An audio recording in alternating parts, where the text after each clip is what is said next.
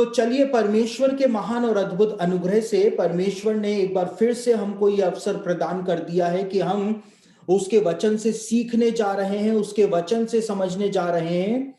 और आज हम एक और हिब्रू अल्फाबेट के ऊपर अपना ध्यान केंद्रित करेंगे, जिसको हिब्रू भाषा का छठवां अक्षर कहा जाता है, जिसको वाव अक्षर के नाम से जाना जाता है। हम उसके ऊपर अपना ध्यान केंद्रित करेंगे और इस बात को हम समझने का प्रयास करेंगे कि कैसे वाव हिब्रू अक्षर के द्वारा परमेश्वर ने हिब्रू बाइबल के अंदर जानबूझ करके स्पेलिंग मिस्टेक्स करवाई थी। जानबूझ करके परमेश्वर ने शब्दों को गलत लिखवाया था, ताकि वो एक संकेत, एक भविष्यवाणी अपने लोगों को प्रदान कर सके। और यहूदी रब्बी 3500 सालों से उन बातों को नोटिस करते हुए आए हैं। लेकिन क्योंकि हम हिब्रू भाषा को नहीं जानते हैं, हम हिब्रू बाइबल नहीं पढ़ सकते हैं, इसीलिए हमको उन सारे रहस्यों के बारे में पता नहीं है और हम कभी भी उन रहस्यों से अवगत नहीं हुए हैं। लेकिन इस स्टडी के अंदर आप उन सारे रहस्यों से अवगत अब होते चले जा रहे हैं। तो आज हम छठे हिब्रू अक्षर वाव के द्वारा जो रहस्य परमेश्वर ने अपने वचन के अंदर प्रदान करवाया है, उसको हम देखने और समझने जा रहे हैं। लेकिन वाव अक्षर के रहस्य को बताने से पहले एक बात है जो मैं आप लोगों को बताना चाहता हूं।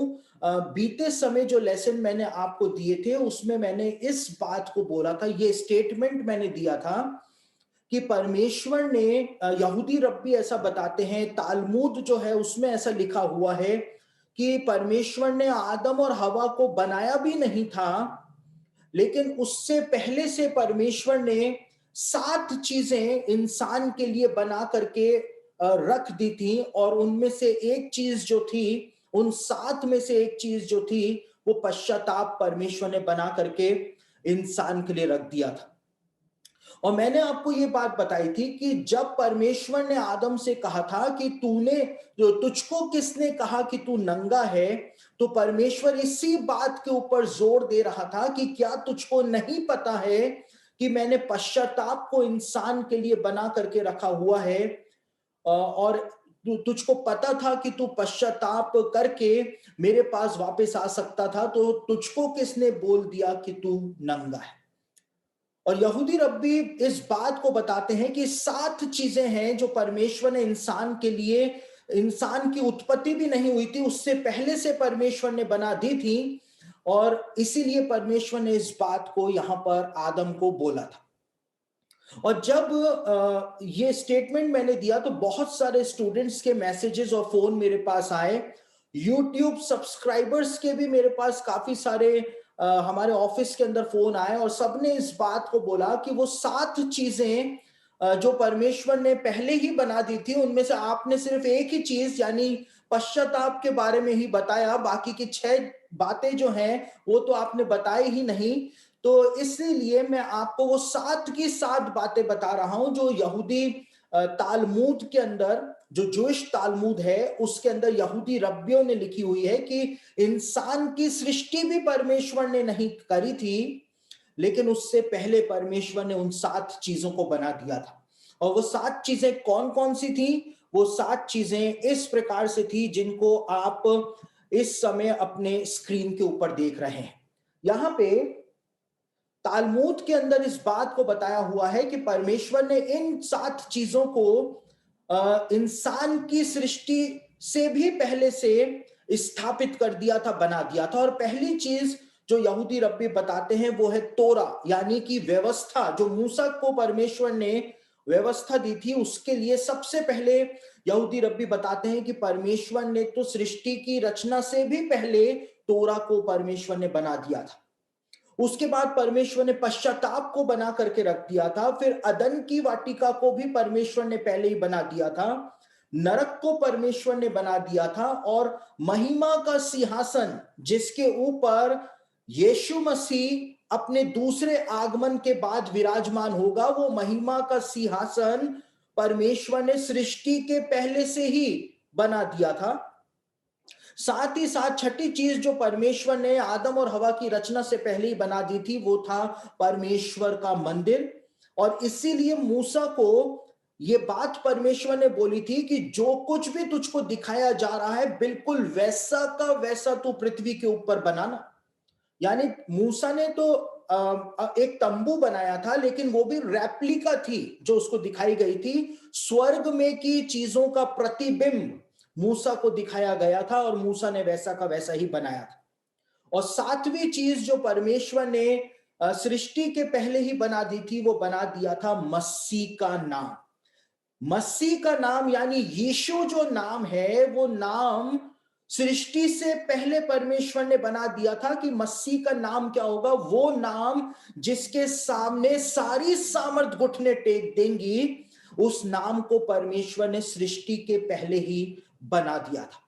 तो ये 7 चीजें हैं जो यहूदी रब्बी 3500 सालों से बताते हुए आए हैं कि परमेश्वर ने इन 7 चीजों को पहले से ही बना करके रख दिया था। और इसीलिए क्योंकि पश्चाताप को परमेश्वर ने सृष्टि की रचना के पहले से बना करके रख दिया था, इसीलिए परमेश्वर आदम को कहता है कि तुझको किसने कहा कि तू नंगा है, तुझको किसने भरमा दिया।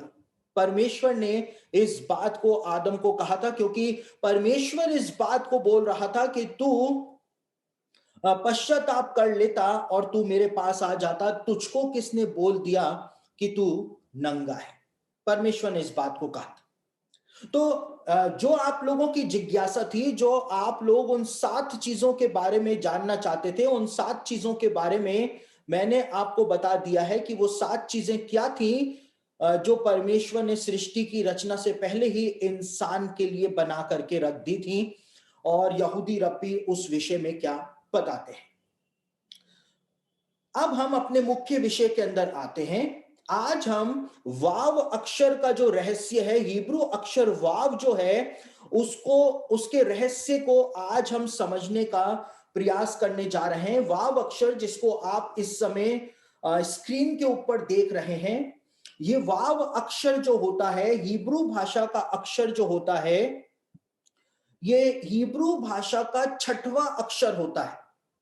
और इसीलिए इसको मनुष्य का अंक भी हिब्रू भाषा के अंदर माना जाता है। क्यों माना जाता है? क्योंकि परमेश्वर ने मनुष्य की सृष्टि 6वें दिन करी थी, इसीलिए हिब्रू भाषा के इस 6वें अक्षर को मनुष्य का अंक भी कहा जाता है। साथ ही साथ यहूदी रब्बियों का यह भी कहना रहा है कि ये वाव अक्षर जो है, वो परमेश्वर के प्रतीक के रूप में भी सामने आता है। और परमेश्वर के प्रतीक के रूप में कैसे सामने आता है और क्यों सामने आता है? क्योंकि परमेश्वर का जो नाम है यहोवा, उसको हिब्रू भाषा के अंदर याहवे कहा जाता है। और याहवे जो है वो हिब्रू भाषा के 4 अल्फाबेट से मिलकर के बनता है, यूद है, वाव है। यानी कि ये वाव अल्फाबेट जो है वो परमेश्वर के नाम के अंदर आता है, इसीलिए इस वाव अल्फाबेट को भी परमेश्वर का प्रतीक माना जाता है। और यहूदी रब्बियों का ये कहना रहा है कि ये वाव अल्फाबेट जो है, इसका आकार, इसका जो स्वरूप है, वो एक हुक की तरह है। यानी कि ये 2 वस्तुओं को जोड़ने वाले एक हुक के रूप में सामने आता है। यानी ये 2 वस्तुओं को आपस में जोड़ता है, ये ऐसा हुक बन के सामने आता है। और इसीलिए यहूदी रब्बी इस बात को कहते हैं कि परमेश्वर के नाम याहवे नाम के अंदर वाव अल्फाबेट को परमेश्वर ने जानबूझ करके डाला। इसलिए डाला ताकि परमेश्वर एक संकेत दे सके कि एक लिंक है जो मनुष्य और परमेश्वर को आपस में जोड़ता है, एक हुक है जो परमेश्वर और मनुष्य को आपस में जोड़ता है। और इसीलिए इस वाव अक्षर को हिब्रू भाषा में आत्मिक संबंध स्थापित करने वाला अक्षर भी माना जाता है। यानी कि वाव अल्फाबेट जो है, इसके लिए हिब्रू भाषा में माना जाता है कि ये परमेश्वर और मनुष्य को आपस में जोड़ता है, क्योंकि इसका आकार एक हुक की तरह होता है। ये हुक के आकार में सामने आता है। और ये आकार जो है, ये परमेश्वर के द्वारा ही इसको प्रदान किया गया है। देखिए, परमेश्वर ने वाव अक्षर के द्वारा बहुत सारी भविष्यवाणियों के अंदर संकेत प्रदान किए हैं। और परमेश्वर ने कहीं पर तो वाव अक्षर को जबरदस्ती लगवा दिया, जहां पे स्पेलिंग में वाव अक्षर की जरूरत ही नहीं थी। कहीं पर परमेश्वर ने वाव अक्षर जो था उसको उसको स्पेलिंग में से निकलवा लिया, जबकि स्पेलिंग के अंदर वाव अक्षर जो है वो आता है। अब देखिए, ये सब बातें आप लोगों के लिए कठिन हो सकती हैं समझना। मेरे लिए ये बातें जो है बहुत सरल है, लेकिन आप लोगों के लिए ये बातें समझना बहुत ज्यादा कठिन हो सकती है। इसलिए मैं आपको स्लाइड्स के द्वारा एक एक वर्ड को मैं आपको दिखा दूंगा, ताकि आपको कोई भी बात समझने में कठिनाई ना हो। बाकी सारी बातें जो है आपको सरलता से समझ में आनी शुरू हो जाए। लेकिन उससे पहले हम एक रहस्य को समझते हैं जो पौलुस ने कलीसिया को बताया था। देखिए, पौलुस जो था वो खुद भी एक रब्बी था। पौलुस ने अपने गुरु गमलीएल के स्कूल के अंदर शिक्षा प्राप्त करी थी, और गमलीएल का शिष्य होने के कारण पौलुस भी एक रब्बी ही था। और पौलुस जो था उसने कलीसिया को एक ऐसी बात लिखी, रोम की कलीसिया को उसने एक ऐसी बात लिखी जिसको हम समझते तो हैं, लेकिन पौलुस के मस्तिष्क में उस समय क्या चल रहा था जब उसने उस बात को लिखा, हम उस बात को नहीं समझ पाते। और पौलुस ने रोमियो की पत्री उसका 3रा अध्याय उसके 23वें वचन के अंदर एक बात कलीसिया को बताई थी। और पौलुस ने इस बात को कहा था कि सबने पाप किया और सब परमेश्वर की महिमा से रहित हैं। सबने पाप किया और सब परमेश्वर की महिमा से रहित हैं, ये बात पौलुस ने कही थी। और पौलुस ने इस बात को कहा था कि मनुष्य की वो खोई हुई महिमा जो है वो सिर्फ यीशु मसीह के द्वारा ही मनुष्य को प्राप्त होती है। पौलुस इस बात को बता रहा था। लेकिन जब पौलुस ने इस वचन को लिखा, गमलीएल के स्कूल का स्टूडेंट था पौलुस, और जो गमलीएल था वो अपने जमाने का माना हुआ एक ज्ञानी पुरुष था, माना हुआ रब्बी था। और यहूदी लोग जो थे, यहूदी रब्बी जो थे, वो यीशु मसीह के जन्म से 1500 साल पहले से ही उन बातों को हिब्रू बाइबल में नोट करते हुए आ रहे थे, नोटिस करते हुए आ रहे थे कि परमेश्वर ने कहीं कहीं पर जानबूझ करके अल्फाबेट्स को निकलवा लिया है, कहीं पर अल्फाबेट्स को जुड़वा दिया है। इस बात को यहूदी रब्बी यीशु मसीह के जन्म से 1500 साल पहले से नोट करते हुए आ रहे थे। और पौलुस जो था वो रब्बियों की इस शिक्षा से अवगत था, क्योंकि वो गमलीएल का शिष्य था। और इसीलिए पौलुस ने यहां पर लिखा था कि सबने पाप किया और सब परमेश्वर की महिमा से रहित है। और वो महिमा जो है वो सिर्फ यीशु मसीह के अंदर ही हमको वापस प्राप्त हो जाती है। पौलुस ने क्यों इस बात को कहा था? इसलिए पौलुस ने इस बात को कहा था क्योंकि लेव्य व्यवस्था उसका 19 अध्याय और उसके 2 वचन के अंदर परमेश्वर ने एक बात कही थी। परमेश्वर ने मूसा को कहा था कि इस्राएलियों से जाकर के कहे कि तुम पवित्र बने रहो, क्योंकि मैं तुम्हारा परमेश्वर यहोवा पवित्र हूं। परमेश्वर ने लेव्य व्यवस्था 19 अध्याय उसके 2 वचन में एक ही शब्द 2 बार उपयोग किया था। परमेश्वर ने इस्राएलियों से मांग करी थी कि तुम पवित्र बने रहो, क्योंकि मैं तुम्हारा परमेश्वर यहोवा पवित्र हूं। परमेश्वर ने इस बात को कहा था। 2 बार इस वचन के अंदर पवित्र शब्द का इस्तेमाल परमेश्वर के द्वारा किया गया था। हिब्रू बाइबल को पढ़ें तो हिब्रू बाइबल के अंदर ये शब्द जो इस्तेमाल हुआ है, पवित्र शब्द जो इस्तेमाल हुआ है, उसके लिए हिब्रू शब्द कादोश, कादोश का उपयोग किया गया है। और इस कादोश के अंदर वाव अल्फाबेट जो है वो आता है।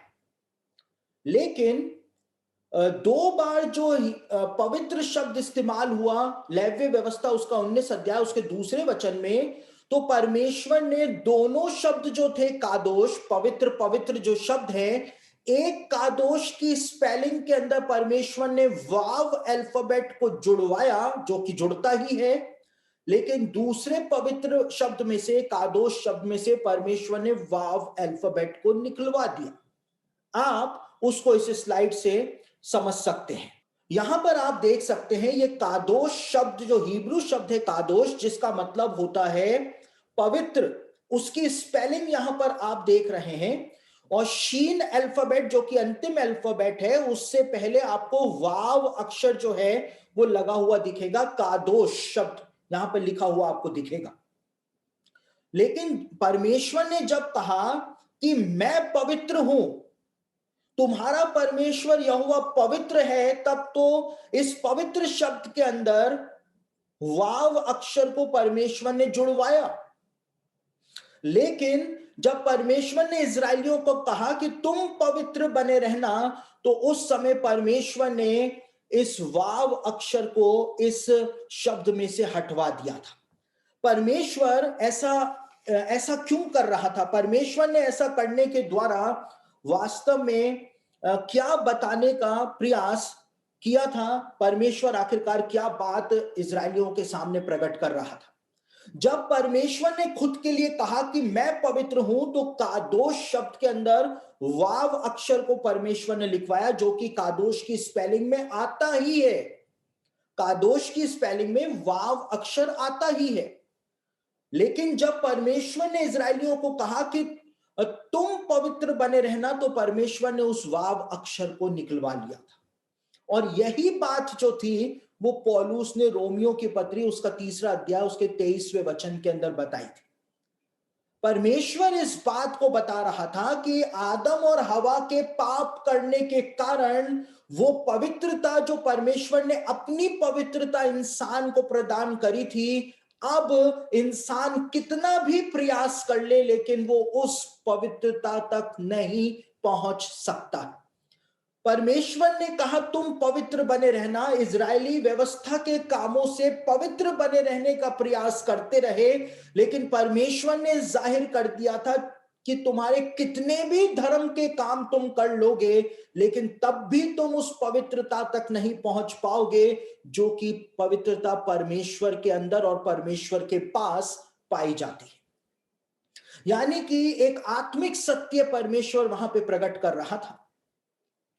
आदम और हवा का कनेक्शन पाप करने के कारण, वो हुक जो परमेश्वर के साथ लगा हुआ था, वो हुक जो था वो टूट गया था। और इसीलिए परमेश्वर ने यहां पर इस बात को, इस आत्मिक सत्य को प्रकट किया था। और पौलुस जो था वो भी रोमियो की पत्री में इसी बात को कलीसिया के सामने सरल शब्दों के अंदर प्रकट कर रहा था, सरल शब्दों में प्रकट कर रहा था। पौलुस इस बात को बता रहा था कि परमेश्वर की महिमा से हर कोई रहित है, लेकिन सिर्फ यशाया ने क्या कहा? यशाया ने कहा कि हमारे सारे धर्म के काम जो है वो तेरे सामने मैले चिथड़ों के समान है। क्यों कहा? क्योंकि परमेश्वर ने ही पहले से इस बात को बोल रखा है। परमेश्वर ने कादोश शब्द की स्पेलिंग में से वाव अक्षर को निकलवा दिया। इसलिए निकलवा दिया, परमेश्वर ने एक चिन्ह दे दिया था कि चाहे कितने ही धर्म के काम कर लो, लेकिन तुम कभी भी उस पवित्रता को प्राप्त नहीं कर पाओगे। और पौलुस उस बात को पूरा करता है। पौलुस कहता है कि हर कोई परमेश्वर की महिमा से रहित है, उस महिमा को कभी पा नहीं सकता है, लेकिन सिर्फ यीशु मसीह के द्वारा उस महिमा को इंसान प्राप्त कर सकता है। वो वाव अक्षर जो है, वो हुक जो है, जैसे ही कोई यीशु मसीह के पास आता है, यीशु को ग्रहण करता है, तो वो हुक जो है परमेश्वर के साथ वापस से जुड़ जाता है, परमेश्वर के साथ लिंक वापस से बन जाता है। और फिर एक व्यक्ति, एक पापी व्यक्ति जो रिपेंट करता है, वो परमेश्वर की महिमा के अंदर सहभागी हो जाता है। इस आत्मिक सत्य को पौलुस ने सरल शब्दों में रोम की कलीसिया को बता दिया था। लेकिन सिर्फ ये कादोश शब्द ही एकमात्र उदाहरण नहीं है जिसके द्वारा परमेश्वर ने यह बात बताने का प्रयास किया हो। लेकिन उत्पत्ति की पुस्तक उसका 2रा अध्याय और उसके 4थे वचन को जब आप पढ़ें, तो वहां पर एक बात लिखी हुई है। और हिंदी की बाइबल में पढ़ेंगे तो वहां पर लिखा हुआ है कि आकाश और पृथ्वी की सृष्टि का वृतांत ये है, ये हिंदी में लिखा हुआ है। लेकिन यदि आप हिब्रू में पढ़ें या इंग्लिश में पढ़ें तो वहां पर लिखा हुआ है कि आकाश और पृथ्वी की वंशावली का अभिलेख ये है, यानी आकाश और पृथ्वी की वंशावली ये है, ऐसा कह के इंग्लिश और हिब्रू के अंदर बताया गया है।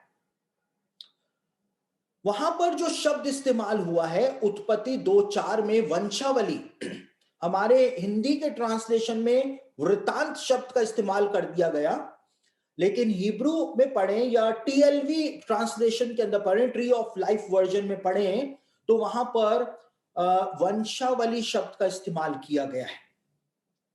और जो वंशावली शब्द का इस्तेमाल जो किया गया है हिब्रू के अंदर, हिब्रू बाइबल के अंदर उत्पत्ति 2:4 में वंशावली के लिए टॉलेडॉट शब्द का इस्तेमाल किया गया है। और टॉलेडॉट शब्द जो हिब्रू भाषा का शब्द है, उस टॉलेडॉट की स्पेलिंग आप यहां पर देख सकते हैं कि इस टॉलेडॉट शब्द के अंदर 2 वाव अक्षर आते हैं, यानी कि वंशावली के लिए जो शब्द इस्तेमाल हुआ है उत्पत्ति 2:4 में वो है टॉलेडॉट, और उस टॉलेडॉट शब्द के अंदर 2 वाव अक्षर आते हैं। और ये उत्पत्ति 2:4 के अंदर परमेश्वर ने इस शब्द का उपयोग करवाया था। लेकिन आपको जानकर के हैरानी होगी कि उत्पत्ति 2:4 के बाद जिस जिस जगह के ऊपर टॉलेडॉट शब्द का इस्तेमाल हुआ, उस टॉलेडॉट शब्द के अंदर परमेश्वर ने कभी भी 2 वाव अक्षरों को नहीं आने दिया। और क्यों नहीं आने दिया?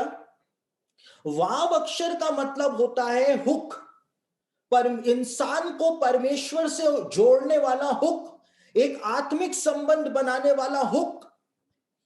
और उसके बाद जब हम उत्पत्ति की पुस्तक में आदम की वंशावली के बारे में पढ़ते हैं 5वें अध्याय में, कि आदम की वंशावली ये थी, तो आदम की वंशावली, वंशावली जो शब्द आया है, तो हिब्रू बाइबल में वंशावली के लिए यही टॉलेडॉट शब्द का इस्तेमाल किया गया है। लेकिन आपको जान करके हैरानी होगी कि टॉलेडॉट के अंदर जो 2 वाव अक्षर इस्तेमाल होते हैं, जब आदम की वंशावली की बात बाइबल करती है, तो एक वाव अक्षर को टॉलेडॉट शब्द में से परमेश्वर ने हटवा दिया था पढ़ने को, क्योंकि हिब्रू भाषा में वॉवेल्स नहीं होते हैं, इसलिए ये वाव अक्षर लगे या ना लगे इस शब्द में, लेकिन इसके उच्चारण जो है, प्रोनंसिएशन जो है, वो तो टॉलेडॉट ही रहेगा, लेकिन लिखने में परमेश्वर ने वाव अक्षर को हटवा दिया था। और आप उत्पत्ति 2:4 के अंदर जहां 2 वाव अक्षर इस्तेमाल हुए थे, उसके बाद जितनी भी बार मूसा की व्यवस्था में और यहोशू की पुस्तक में, न्यायों की पुस्तक में, जहां जहां पर भी वंशावली शब्द का इस्तेमाल हुआ है, कभी भी उसके अंदर 2 वाव अक्षरों का उपयोग नहीं किया गया है, सिर्फ उत्पत्ति 2:4 के अंदर किया गया है। परमेश्वर इस बात को बता रहा था, आकाश और पृथ्वी की सृष्टि का वंशावली ये है, अभिलेख ये है कि परमेश्वर ने सब कुछ परफेक्ट बनाया था, पाप रहित बनाया था, दोष रहित बनाया था। परमेश्वर ने सब कुछ बनाया था, सब कुछ अच्छा बनाया था। और इसीलिए हर दिन के अंत में परमेश्वर ने देखा तो क्या देखा कि अच्छा है। परमेश्वर ने सब कुछ अच्छा बनाया था। लेकिन इसीलिए उत्पत्ति 2:4 के अंदर टॉलेडॉट शब्द जो है, वंशावली शब्द जो है, उसमें 2 वाव अक्षरों का उपयोग परमेश्वर के द्वारा किया गया था। लेकिन फिर आदम और हवा ने पाप कर दिया, और पाप जो था वो जगत के अंदर आ गया, और वो आत्मिक संबंध जो परमेश्वर के साथ था, जो लिंक परमेश्वर के साथ था, वो टूट गया। इस वजह से जब हम उत्पत्ति की पुस्तक के 5वें अध्याय में आते हैं, जहां पर दूसरी बार वंशावली शब्द का इस्तेमाल किया गया है, और वहां पे हिब्रू बाइबल में जो टॉलेडॉट शब्द का इस्तेमाल किया गया है, उसमें से वाव अक्षर को परमेश्वर ने हटवा दिया था।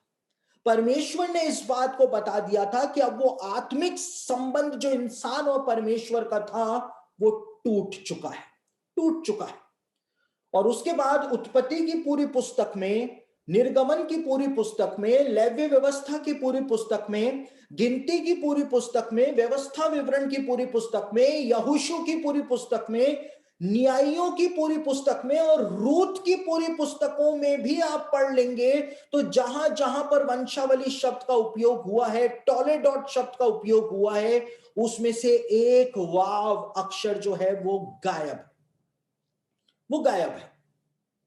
लेकिन लेकिन क्यों पौलुस ने कहा कि सबने पाप किया और सब परमेश्वर की महिमा से रहित हैं, लेकिन वो महिमा यीशु मसीह में वापस मिल जाती है? क्यों पौलुस ने इस बात को कहा था? जब हम रूत की पुस्तक के अंत में आ जाते हैं और रूत की पुस्तक के अंत में चौथे अध्याय के 18 से लेकर 22 वचनों को हम जब पढ़ते हैं, जहां पर पेरेस की वंशावली बताई हुई है, वही शब्द आया है पेरेस की वंशावली, टॉलेडॉट शब्द जो आया है हिब्रू बाइबल में, वहां पर वापस से दो वाव जो हैं वो टॉलेडॉट शब्द के अंदर आ गए थे। वापस से दोनों वाव परमेश्वर ने लगवा दिए थे। और पेरेस की वंशावली में क्यों परमेश्वर ने वो दोनों वाव लगवा दिए थे? इसलिए लगवा दिए थे क्योंकि उस वंशावली में एक बहुत ही महत्वपूर्ण व्यक्ति का नाम परमेश्वर ने मेंशन करवाया था। हम उस वचन को पढ़ लेते हैं। रूत की पुस्तक उसका चौथा अध्याय 18 से लेकर 22 वचन को आपके सामने पढ़ रहा हूं। यहां पर लिखा हुआ है, पेरेस की वंशावली यह है, अर्थात पेरेस से हेस्रोन और हेस्रोन से राम और राम से अमीनादाब और अमीनादाब से नहशोन और नहशोन से सलमोन और सलमोन से बोअज और बोअज से ओबेद और ओबेद से यिशे और यिशे से दाऊद उत्पन्न हुआ। एक बहुत ही महत्वपूर्ण व्यक्ति का नाम पेरेस की वंशावली के अंदर आया है। दाऊद का नाम जैसे ही पेरेस की वंशावली में आया तो वो वाव अक्षर जो खो गया था, परमेश्वर ने उसको निकलवा दिया था। वो वाव अक्षर जो था वो टॉलेडॉट की स्पेलिंग के अंदर परमेश्वर ने वापस से प्रदान कर दिया कि अब पेरेस की वंशावली के अंदर दाऊद आ गया है और दाऊद से ही मसीह इस संसार के अंदर आएगा और मसीह जो है वो सब कुछ परिपूर्ण कर देगा। परमेश्वर की महिमा से जो इंसान रहित हो चुका है, उस महिमा के अंदर मसीह सबको लेकर के आ जाएगा। इसलिए वो वाव अक्षर वापस से परमेश्वर ने प्रदान कर दिया था। तो टॉलेडॉट और कादोश की जो पूर्ति है वो यीशु मसीह के अंदर आकर के हो जाती है। हम टॉलेडॉट को और कादोश शब्द जो है, पवित्र शब्द जो है, उसकी पूर्ति यीशु मसीह के अंदर देखते हैं कि सबने पाप किया और सब परमेश्वर की महिमा से रहित हैं, लेकिन वो महिमा यीशु मसीह के अंदर हमको वापस से मिल जाती है, यीशु मसीह में वापस से मिल जाती है। पौलुस बहुत ही गहरी बातें रोम की कलीसिया को बता रहा था, लेकिन देखिए हम कैसे इन सब बातों को सिर्फ एक सरसरी नजर से पढ़ते हुए निकल जाते हैं। लेकिन पौलुस सरल शब्दों के अंदर बहुत महत्वपूर्ण बात, एक ऐसा आत्मिक सत्य रोम की कलीसिया को बता रहा था जिसको आज हम अब जाकर के जाने हैं कि पौलुस ने आखिर रोम की कलीसिया को बताया क्या था, बताया क्या था। उसके बाद जब हम अपने अध्ययन के अंदर आगे बढ़ते हैं तो यही वाव अक्षर जो है, इसके बारे में यहूदी रब्बी एक और बात बताते हैं। और यहूदी रब्बी कहते हैं कि बाइबल के अंदर गिनती की पुस्तक में लंगड़े वाव के बारे में बताया हुआ है, लंगड़ा वाव। और लंगड़ा वाव क्यों बोला गया है इसको? क्योंकि आप जब इस तस्वीर को देखेंगे तो आपको समझ में आएगा कि यहूदी रब्बी इस वाव को लंगड़ा वाव क्यों कहते हैं, क्योंकि ये वाव जो है वो बीच में से टूटा हुआ है।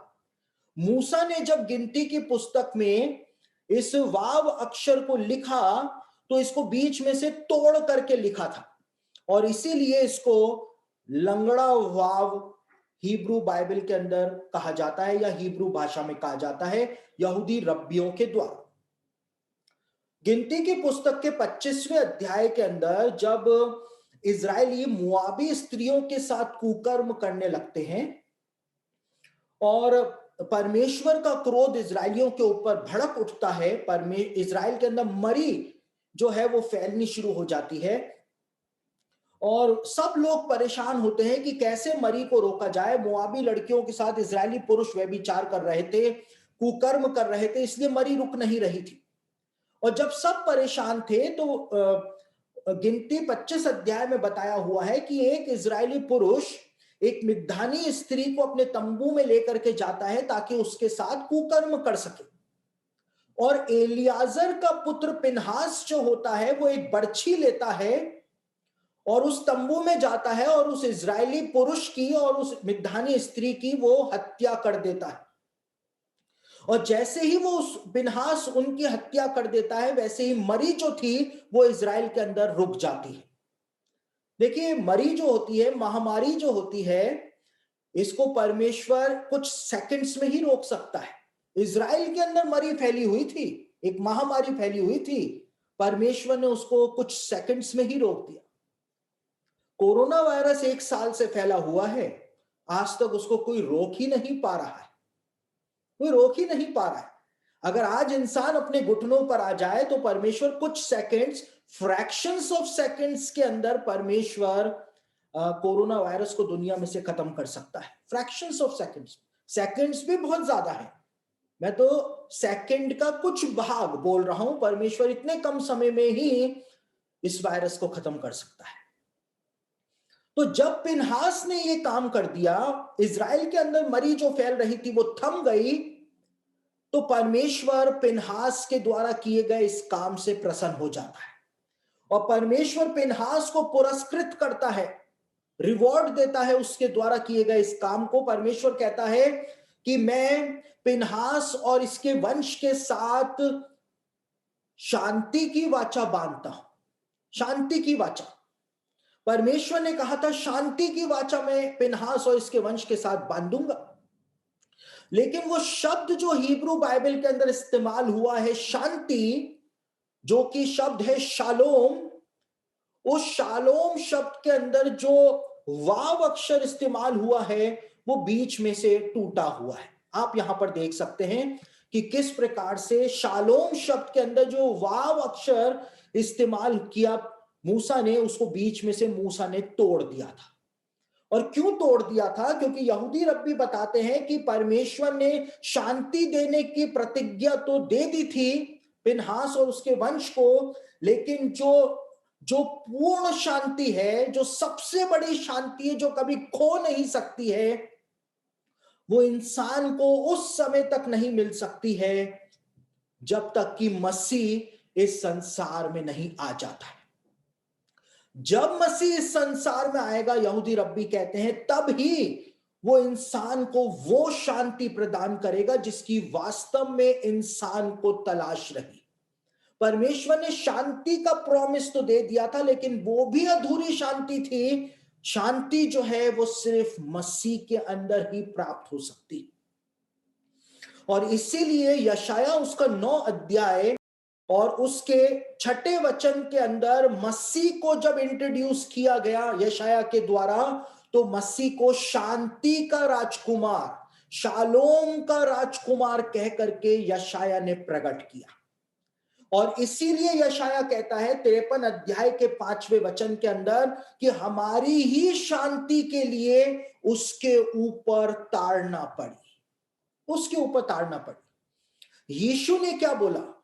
यीशु ने यूहन्ना रचित सुसमाचार के 14वें अध्याय के 27वें वचन में कहा, मैं तुम्हें शांति दिए जाता हूं, जैसा संसार तुमको शांति देता है वैसी नहीं, लेकिन मैं अपनी शांति तुमको दे करके जाता हूं। वही शांति जिसके लिए मूसा ने कहा था कि ये शांति की वाचा जो बांधी है वो भी अधूरी शांति है, लेकिन शांति तो तुम्हें मसीह के अंदर ही प्राप्त होगी।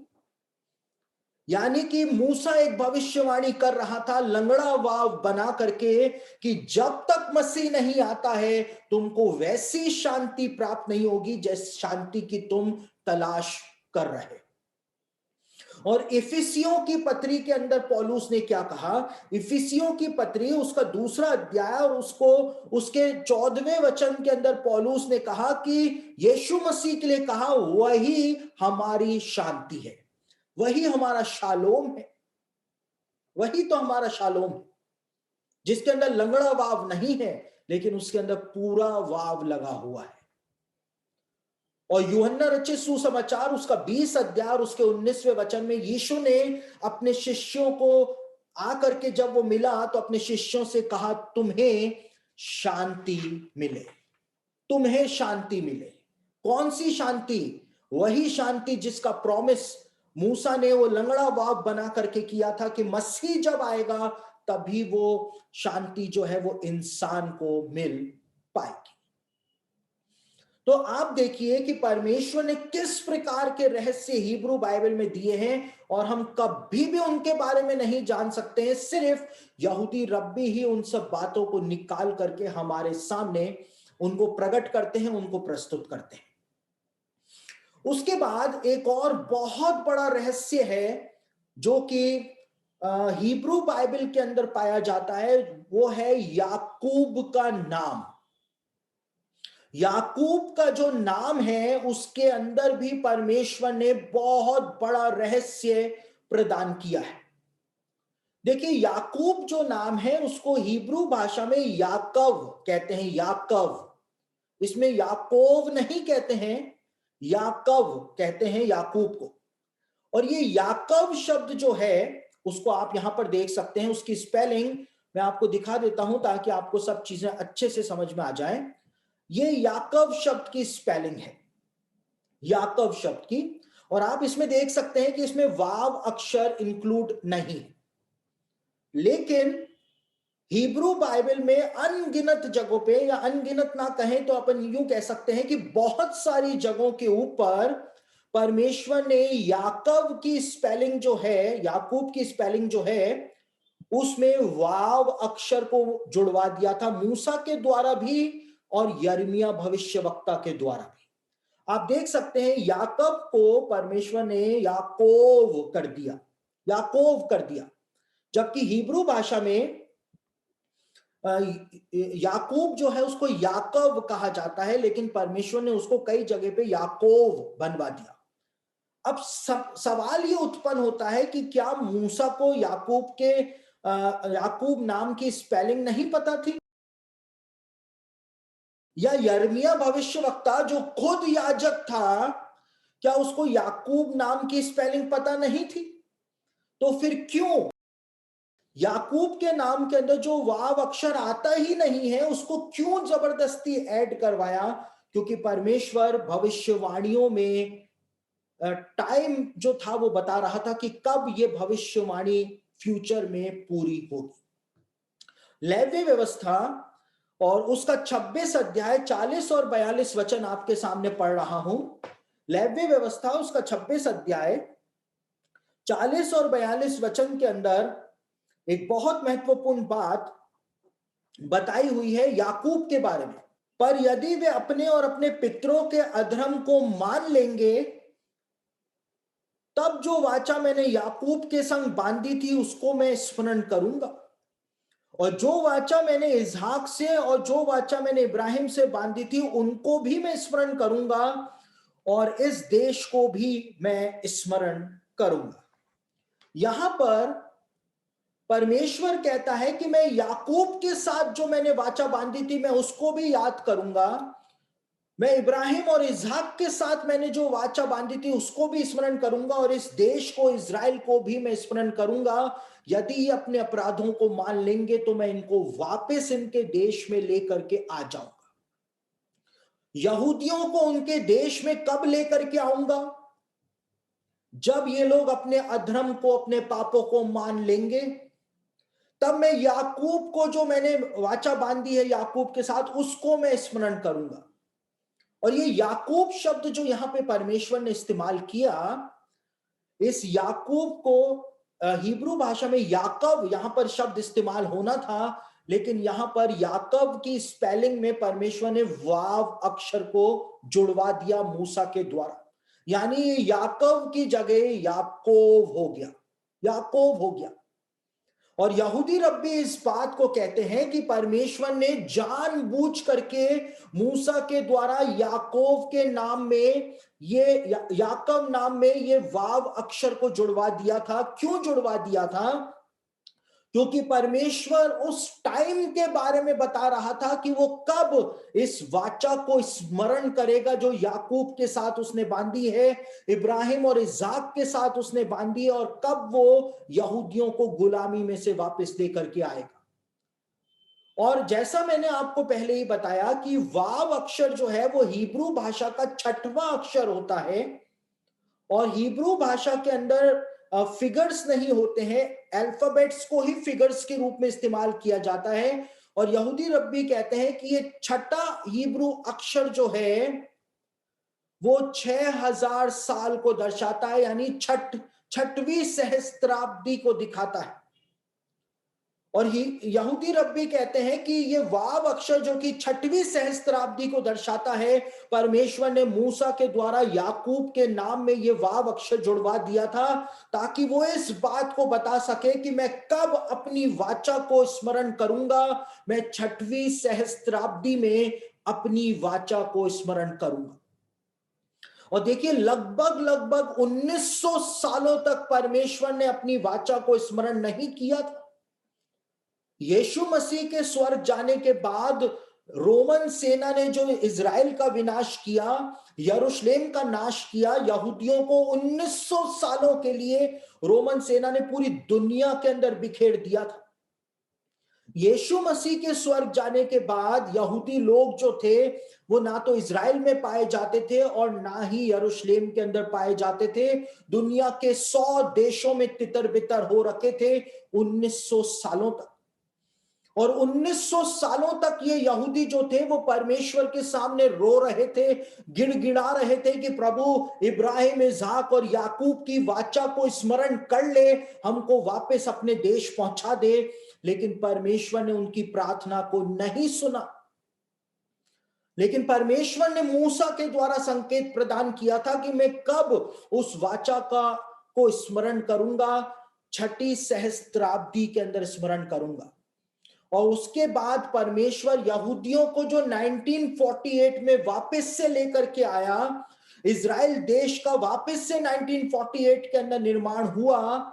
तो हमारे कैलेंडर के अंदर तो 1948 में हुआ था, लेकिन हिब्रू कैलेंडर में 6वीं सहस्त्राब्दी में ही इजराइल देश का निर्माण हुआ था और यहूदी लोग वापस से अपने देश लौटे थे।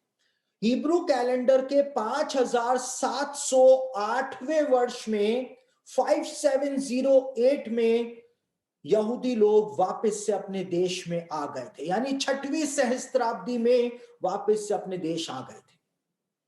और क्योंकि ये 6वां हिब्रू अक्षर होता है, आपको जान करके हैरानी होगी कि 1948 में जिस समय इजराइल देश का निर्माण हुआ, उस समय यहूदियों की जनसंख्या इजराइल के अंदर कुल 6 लाख ही थी। 6 लाख यहूदी ही थे। और जितने यहूदी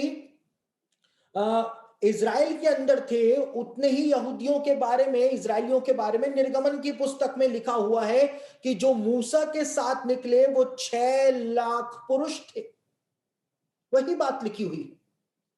तो परमेश्वर जो है वो उसने एक संकेत प्रदान कर दिया था भविष्यवाणी में कि ये भविष्यवाणी जो मूसा के द्वारा परमेश्वर लिखवा रहा था, ये वास्तव में भविष्य में कब जाकर के पूरी होगी।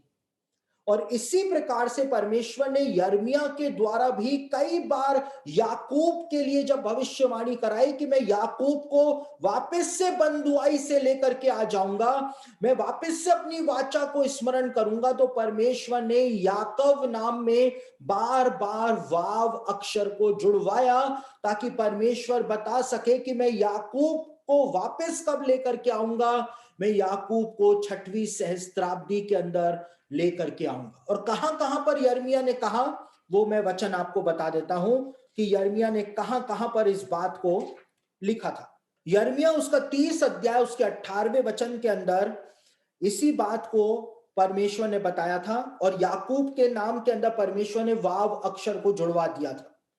यिर्मयाह उसका 33 अध्याय 25 और 26 वचन पढ़े तो वहां पर भी याकूब के नाम में परमेश्वर ने वाव अक्षर को जुड़वा दिया था। और यिर्मयाह उसका 46 अध्याय 27वें वचन को पढ़े तो वहां पर भी परमेश्वर ने याकूब के नाम में वाव अक्षर को जुड़वाया था। और यिर्मयाह उसका 51 अध्याय और उसके 19वें वचन को पढ़े तो वहां पर भी परमेश्वर ने याकूब के नाम में वाव अक्षर को जुड़वा दिया था। और ये सारी भविष्यवाणियां जो यिर्मयाह ने की थी, उन भविष्यवाणियों में यिर्मयाह ने इस बात पर जोर दिया था कि परमेश्वर एक दिन यहूदियों को बंधुआई से वापस लेकर के आएगा। और कब लेकर के आएगा? याकूब नाम में वाव अक्षर लगा करके यिर्मयाह ने बता दिया था कि वो 6वीं सहस्त्राब्दी के अंदर लेकर के आएगा। और वास्तव में हिब्रू कैलेंडर की 6वीं सहस्त्राब्दी में ही परमेश्वर यहूदियों को वापस लेकर के आया था। और हमारे ग्रेगोरियन कैलेंडर के हिसाब से देखें तो ग्रेगोरियन कैलेंडर के हिसाब से भी 6वीं सहस्त्राब्दी में ही इजराइल देश का निर्माण हुआ है। आदम से लेकर यीशु मसीह तक 4000 साल हुए थे, और यीशु मसीह से लेकर के हमारे तक 2000 साल बीत चुके हैं, यानी कुल 6000 साल हो चुके हैं। और इन्हीं 6000 सालों की जो 6वीं सहस्त्राब्दी है, उसी के 1948 के अंदर इजराइल देश का निर्माण वापस से हुआ था। तो दोनों नजरियों से देखें, हिब्रू कैलेंडर से देखें या ग्रेगोरियन कैलेंडर से देखें, तो 6वीं सहस्त्राब्दी में ही परमेश्वर यहूदियों को वापस से उनके देश लेकर के गया था। उसके बाद एक और बात को हम देख लेते हैं जो कि लेव्य व्यवस्था के अंदर ही बताई गई है। और लेव्य व्यवस्था और उसका 25 अध्याय और उसके 10वें वचन को भी हम पढ़ लेते हैं। वहां पर एक और बात जो है वो बताई हुई है।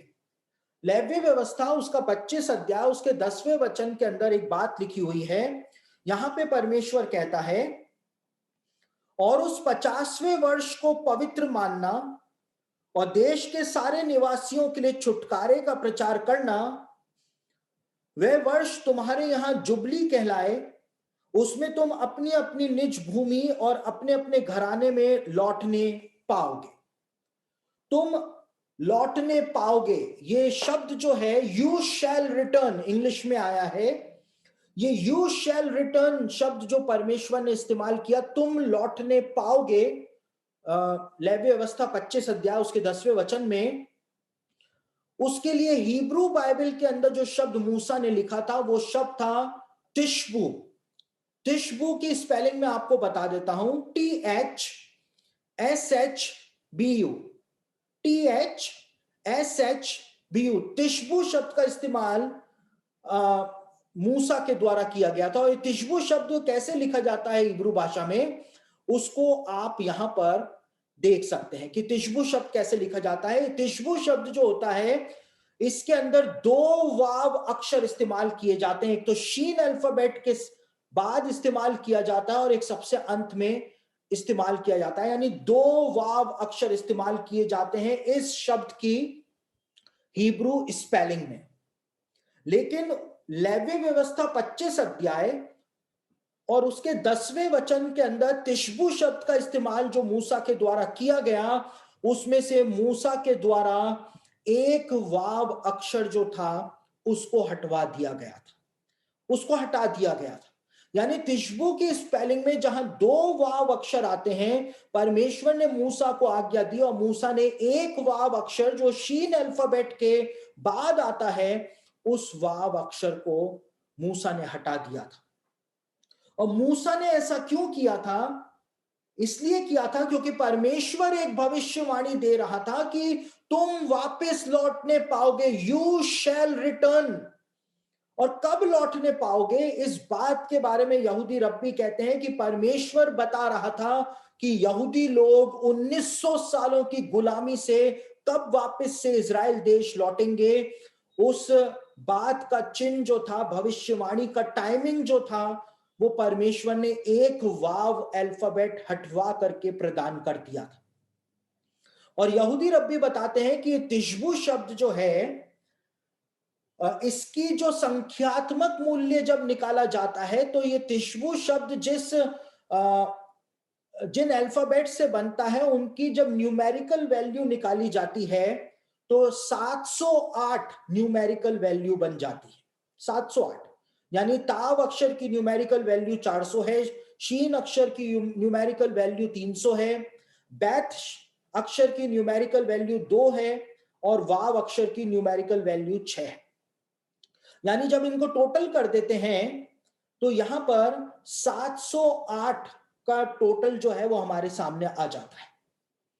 और क्योंकि यहूदी रब्बी कहते हैं कि एक वाव अक्षर जो कि छठवां अक्षर होता है हिब्रू भाषा का, जो कि छठवीं सहस्त्राब्दी का प्रतीक होता है, वो यहां से गायब है इस शब्द की स्पेलिंग में से। तो ये 708 जो है वो वास्तव में एक वर्ष है, यानी छठवीं सहस्त्राब्दी का 708वां वर्ष जो होगा उसमें यहूदी लोग वापस से लौट आएंगे। यानी 5708वें वर्ष में यहूदी लोग वापस से इजराइल लौट आएंगे और 5708वां हिब्रू कैलेंडर का वो वर्ष ही था जिसको हम 1948 कहते हैं, जब वापस से इजराइल देश की स्थापना पवित्र भूमि के अंदर हो गई थी। यानी अपने प्रोमिसेस को परमेश्वर जो दे रहा था, भविष्यवाणियां जो परमेश्वर दे रहा था, उसके अंदर वो टाइमिंग भी बताता हुआ चल रहा था हिब्रू बाइबल में कि कब ये भविष्यवाणियां फ्यूचर के अंदर पूरी होंगी। और यहूदी रब्बी जब उन सब बातों को खोज करके निकालते हैं, इन एनोमलीज को जब वो लोग खोज करके निकालते हैं, तो बाइबल का एक दूसरा ही रूप निकल करके हमारे सामने आना शुरू हो जाता है। तो वाव अक्षर के द्वारा परमेश्वर ने अलग अलग जगहों में हिब्रू बाइबल के अंदर कई सारे ऐसे संकेत प्रदान करने की का प्रयास किया है, जिसके द्वारा उसने आत्मिक सत्य बताने का प्रयास किया है कि हुक जो है वो टूट चुका है और वो हुक सिर्फ मसीह के अंदर ही जुड़ सकता है। लंगड़े वाव के द्वारा मूसा ने बता दिया था कि शांति का राजकुमार जब तक नहीं आएगा तब तक शांति आ ही नहीं सकती है। और टॉले डॉट के अंदर से एक वाव को हटा करके परमेश्वर ने इस बात को प्रकट कर दिया था कि अब सब कुछ जो है वो असिद्ध हो चुका है, कुछ भी सिद्ध नहीं रहा है। जब मसीह आएगा, दाऊद का पुत्र मसीह आएगा, तभी सब कुछ सिद्ध हो जाएगा। इन सब बातों को हम हिब्रू बाइबल के अंदर आकर के समझते हैं। सिर्फ यहूदी रब्बियों के द्वारा ही हम इन सब बातों को समझते हैं।